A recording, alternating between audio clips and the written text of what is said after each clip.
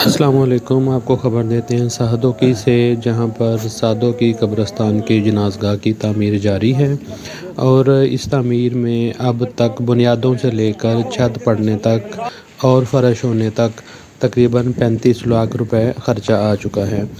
اس جنازگاہ کی تعمیر میں سر فہرست میاں خالد محمود، ماسٹر میاں محمد شفیق، رانا اسد شبیر، محمد شریف بٹ اور بابا بھولا، ان کے علاوہ حاجی محمد اسلم مغل، اور 16 فروری 2022 سے شروع ہونے والا یہ کام اب تک اس کی تعمیر جاری ہے۔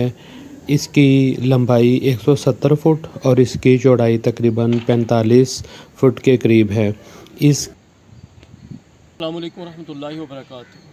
سب تو پہلے میں نوید صاحب تہاڈا مشکور ہاں کہ تسی ٹائم دیتا اور ساڈی اس جنازگاہ واسطے سانوں آواز کڈھن دی بھی مطلب ساڈے کول تو نہیں سی ہیگی، تسی سانوں ہمت دتی تے اسی تہاڈے اگے تہاڈے کول کھڑے ہو کے اسی اس گل نوں باور کروا رہے ہیں۔